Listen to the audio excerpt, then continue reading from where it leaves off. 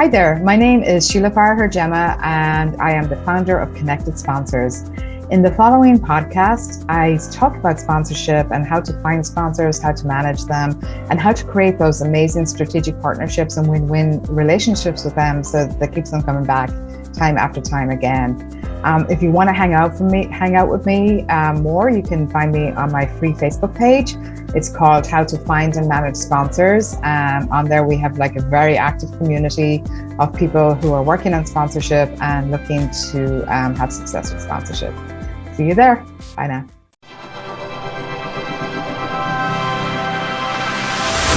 In today's episode, I had special guest Sheila FG. She's a strategic partner and sponsorship expert.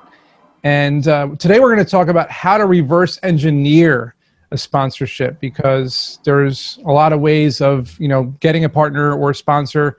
But if we move backwards, we're going to get into the mind of Sheila here. Thanks for coming onto the podcast. Thanks so much, Jess. I'm really happy to be here. So before we even talk about sponsorships or partnerships or how to reverse engineer anything, I'm curious as to why you chose that field in the first place. Was there a catalyst or a moment in your life where all the pieces fell into place and you realized that this was something you could do? Kind of. So the field kind of chose me. I was in a business partnership with a woman called Deanna Rogers, and she got recruited to go work for digital marketer to run their events. And she asked me to come in and help with sponsors. So I did. And then people started seeing what I was doing. We were working on a large event called Traffic and Conversion, which gets a lot of people at it. And they started asking me if I could do it for them too. So it wasn't kind of this like business plan and laid out format. It just kind of happened organically. So you got poached, basically. Other people saw that you were doing well and they wanted to use you for their business as well, and that's how businesses start, right? You have an idea, you are successful at it, and then you start implementing the same methodologies and strategies and tactics for other businesses too. So you basically did the right thing, which is a good thing. Now, I'm sure along the way, you faced some challenges as you now had more clients and you had to, take on more work. What kind of challenges did you find? So the biggest challenge I found, and I haven't really, I'm still trying to overcome it, is there's only so much work you can take on as a single person. So I tried to, hire for my weaknesses. I tried to hire for, to kind of clone myself, and that hasn't worked. So now what I'm doing is I put together a course and I'm teaching other people to do what I do, and hopefully I can refer out business, because I literally turn business away all the time. There's not a lot of people who do what I do, and I don't want to be in the day-to-day running of sponsorships anymore either. I really want to be more on the consulting side. So that's where the struggle is at the moment. Interesting. Something I like to ask entrepreneurs on the show, but you just basically mentioned the one that I was told by a mentor years ago, is to delegate more to other people in order to scale the business up. And it sounds like you tried to do that, but it's challenging because not everyone knows what you do. So I'm actually curious about this. So, because this is a really tough topic, right? This is a very tough topic, because a lot of entrepreneurs out there running a business, they don't know how to get help to make the business more successful. And you're trying and you're not able to do it. So I guess my follow-up question would be, have you thought about maybe hiring other event people that do the same type of work that you do, that they own their own business, and then maybe you guys can do like a commission style thing? Have you thought about that? And that's kind of what I did a lot of. So in terms of hiring, I've had VAs, I've had partnerships with other people who do events, and it never seems to be the right fit. So I'll have somebody come on and I'll give away the majority of the commission. I'm happy to, and it's a great conversation in the beginning, and then life gets in the way for them, and it just doesn't happen. So it's kind of there's not many people who do what I do, but the ones I know, we talk, and they have the similar experiences as well. Even going back to Deanna that I was in business with at the start of this, like when she tries to bring on other people, she gets frustrated sometimes because some of them just don't perform. So it really is like, if we can solve that, we can all retire, I think. It sounds like a lot of human beings in general. Yes. This is not just in your industry. This is like a universal thing. People say they're going to do one thing and they do another. So that's just the lay of the land, right? Right. Yeah. And speaking of the sponsorships for these events, I'm curious how, because I'm always trying to get sponsors for like my podcast or for like businesses that I've had partnerships. How do you go about finding the right sponsor or partner for a business that isn't really, I guess, like a Fortune 500 company, right? How do you get these sponsors for like a low scale event or low scale business? Yeah, so you kind of have to think of it in terms of what the sponsor is looking for, and that's the whole reverse engineering. So if we just take an event, or we'll take your podcast as an example. So what is the listener of your podcast? What kind of transformation are they trying to find? What change are you bringing to them in what you interview people about and what you talk about yourself?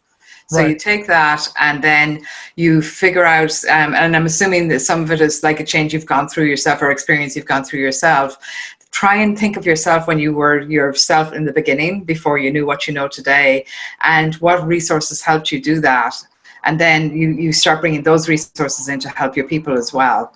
A very simple way for, like, maybe for someone like yourself, Jason, is, what resources are you using today? Just follow your checkbook and look at, like, where are you paying bills? Like, what SaaS are you using? What are you using? So say I wanted to run a podcast,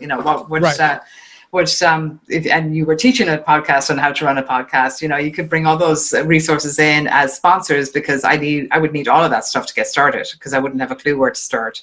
Right. And like, let's say, there's a lot of tools that I use, right? I'm project management for my technology business, a lot of tools for my film business, tools for my writing business, you name it, right? I'm using a ton of stuff, but reaching out to these companies, these are $1 million companies, and they're going to see my podcast has, a couple hundred downloads per episode. It's not like, Dax Shepard's Armchair Expert, where he's got like, probably 30 million downloads or whatever.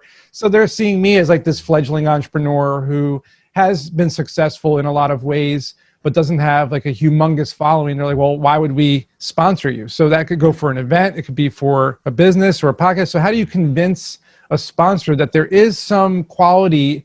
There's basically a reason they should be sponsoring this. Right. And first of all, don't assume, because you don't know what their goals are. You may have the exact demographic that they're trying to get in front of right now. So the big part is like knowing your avatar, knowing who it is that is listening to your thing. And not just in terms of, they're a certain age, they're a certain demographic. It's like, what motivates them? Why are they here? What's their like desires to transform into whatever it is that you're teaching? That might be the perfect client for them. And it doesn't have to be this big, like $1 million 5-year sponsorship thing. It can be something very small and very simple. And it could even be, when you're starting off, just like an affiliate sponsorship. So if they have an affiliate program, you could sign up as an affiliate. You can still say they're, sponsored by.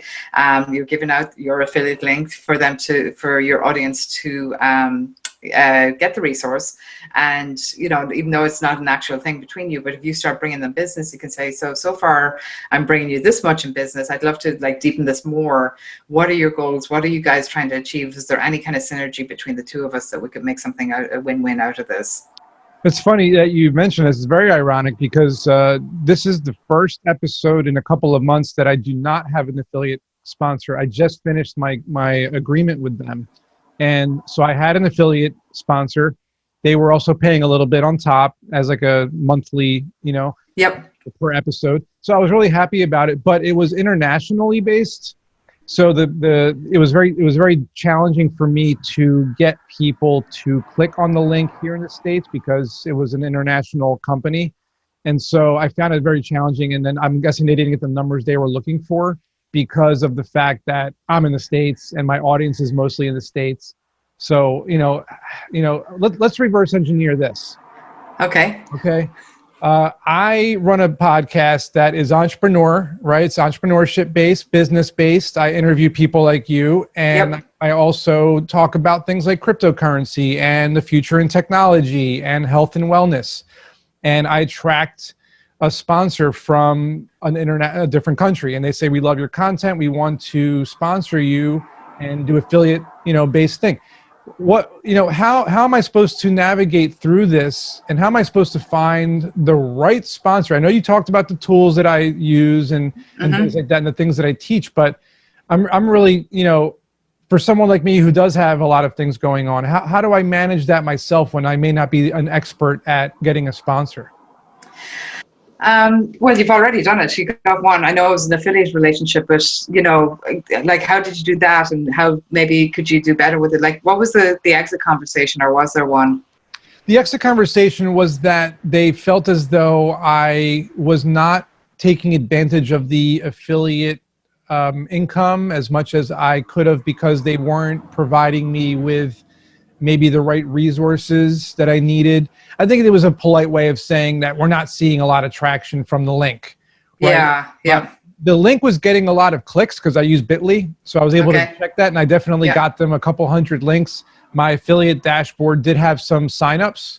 Yep. But I'm guessing they wanted some revenue from that traffic. I told them that I looked at it more as a branding and awareness type thing, where, like, I'm getting your name out there to people that normally wouldn't see your company. And I feel that that's more powerful than clicking on the link, your name, because brand awareness is everything, right? Yeah. Yeah. But I guess they didn't go for that angle, because obviously. Yeah, because I mean, they may be looking for an ROI. There's different types of sponsorship. Like you have like the Coca-Colas and the American Express of the world, and they're probably happy that their name is just everywhere and people see it everywhere. And then you have companies, and I don't know what this company is, but it may be a smaller company, and it needs to turn an ROI, or return on investment, on what they're investing with you. Would they have stayed on with just the affiliate clicks, or would that even be worth it to you? I think they would have stayed on for the affiliate clicks, but I'm looking for more of a paid sponsor. Yeah. No, I get that. Because this is a job, and people don't understand how much work goes into producing episodes. Yeah, I can just imagine. Yeah. I do the video and the audio and the graphics and the blog posts and the social media marketing, and it's a job. So I'd like to get paid for the episodes so that I can focus more on the quality of the the production, and maybe hand off the work to somebody else so that I'm not doing it. Although I enjoy doing it, but it would be nice to have someone else do it for me. So so having you here to talk about reverse engineering and sponsorship, I mean, I'm a use case, right? Yeah, exactly. So did you survey your audience, or if there was a way to look at the clicks that went through and why they didn't proceed and buy, or maybe it's not the right thing for them, maybe it wasn't a good fit with this particular sponsor. Yeah, that's a great point, and I cannot figure out who the people are because Bitly doesn't tell you the email addresses. But I do agree with you that it might not have been the right fit because of the international piece. So it was a cryptocurrency exchange company. So like, you had to be into cryptocurrency, you had to want to sign up for a crypto exchange, and you had to be in another country or have access to a VPN. It was very specific niche that was not really my main topic. Yeah. I cover crypto on my channels, but maybe like 1 out of every 10 or 20 episodes. So it's not. I need more of an entrepreneurship or like a business related, or a sponsor that, like you said, like an educational type thing, because I teach a lot. So I was just about to say, it probably wasn't a really right fit sponsor for you. You want something broader. It's like, if you think of the mall, you can go to the specialty shop that like does this like one thing, or you can go to Macy's and get like a whole bunch of different things. So you want to find, something in the middle there that's going to resonate with your listeners and is going to give them value. Yeah, I agree 100%. And like I said, I tried to do that, but it wasn't, they approached me. Yeah. Which is always awesome. I mean, that's great. That's always the plus. Yeah. I'd love to be approached by another sponsor who actually. So if you're listening. Yeah, right. I mean, I have a sponsorship expert here. And so let's try some reverse engineering here. Let's talk about events. First, I want to ask you how, the pandemic affected the event business. I mean, I'm assuming most of them kind of shut down last year, or have they started to open back up again? And they've started to open up now. Yeah. So they did, like last March of 2020, it was like, I was on a whole bunch of phone calls with event planners and event owners, and, everyone was kind of scrambling. It led to like great innovation. There's some great platforms out there now for virtual events, and a lot of really good stuff. But it did change, significantly what was happening. Like, there was so many events that just got cancelled, and it was very scary. I have a friend, I'm going to shout out Kat Yang in Boston, and she has an event company, and it went under last year because of that as well. She's thinking about starting to do events again. So cool. Yeah. I'm going to connect you two. Do connect me, because I'm actually from Boston. I don't know if you know that. I'm not from Boston, obviously the accent, but yeah, right. I live in Boston. You're from Ireland, I read, right? I'm from Ireland. Yeah. Cool. But I live in Boston. So that would be very cool. And I belong to a couple of like different event groups and stuff as well. So it might be able to get. I'm going to connect you guys. Yeah. She has been, this is something we should probably talk about too. She struggles to find the support needed to run the business properly. Most people don't understand the event business. They don't understand the sponsorships. They just don't get it. And so therefore they don't help her. Right. So, yeah. So what kinds of things can an event planner or an event host do to find other people to support what they do? How do you find the community? It's there. I mean, there really is a very strong community there. When I was talking about those calls that I was on back in March, like those were mainly with event owners and event planners. So there is a community there, and I can definitely plug her into some of those. But you have to kind of go out and find it as well. You know, and it's not just events, it's anything. As an entrepreneur, it's like the loneliest place in the world. You're kind of in your own little world. Nobody really knows what you do, especially your family. And, you know, you kind of have to go out there and find your kind of people so that, and build up those relationships and just foster them. You know, there's a few things I do. I have a call every Friday morning with, it started off with a bunch of people. There's three other people now who consistently show up. And that's like the most important appointment of my week, because it's just, I walk away from it with just gaining so much. Just you know, I can just like throw out the problem. They get me. They get what's going on. You know, just some great brains. So like to kind of find something like that you can tap into is super important. Whether it's a mastermind that you join or it's something that you create yourself, or you know, it's just super important to have that. I love productive calls like that. Yeah, me too. This thing is amazing. It's like at the end of it, I'm like, oh my God, that was just great. That was, imagine all the wasted calls you have and then the one productive call, you know? Yeah, exactly. So I want to pick your brain. What are the top 3 things someone has to do to reverse engineer a sponsorship for anything? Okay, so they have to think of it in terms of making it, so you have the sponsor who's looking for access to your database, your audience, whatever. You're the host, you're looking to bring value to your audience, also make some money on it. And then what is your audience trying to do? What are they trying to transform into? So you have to find a good marriage of that. So it's not just a case of, you know, I just want somebody to cut me a check, even though that's always nice, but you want to really curate the right type of sponsor so that it's going to fit with your audience. So knowing your audience and knowing that avatar is kind of the basis of it as well. So for example, like, do you know off the top of your head how many people in your audience are into crypto? I do not know. Versus how many are scared of it like myself. I'm like, oh. Yeah, I don't know, but I do know that I definitely have a crypto audience. I'd say maybe 20%. Right, yeah. Maybe 20%. Yeah. So it's really hard because we're in this kind of like vacuum trying to decide, like trying to make decisions with very little feedback. Like we don't know who's in our audience, who's on our lists. And it's just a lot of just trying to reach out and surveying. And if you're, all of you listening, you know, hit Jason up and be like, you know, I think this is great. I think this isn't. It helps us so much to just get that feedback, because otherwise we're just making stuff up, you know, literally, because we're trying to figure out what's the best way to do something. I agree. So I have this trial and error.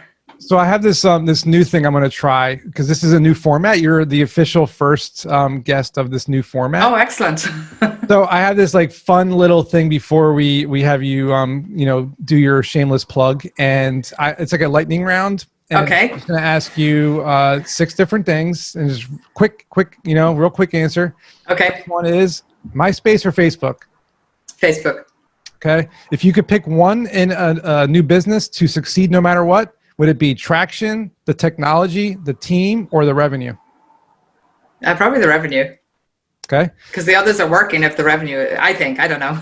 Okay, that's fair enough. Yeah. If you could start your next business in any country, free of charge, covered by the government, what country would it be? I'm going to guess Ireland. Yeah, probably Ireland, or maybe France, Europe somewhere. France? Okay, Europe. Okay, cool. Which of the companies that are out there has your favorite culture? Oh, probably from a customer point of view, probably kind of like an Apple.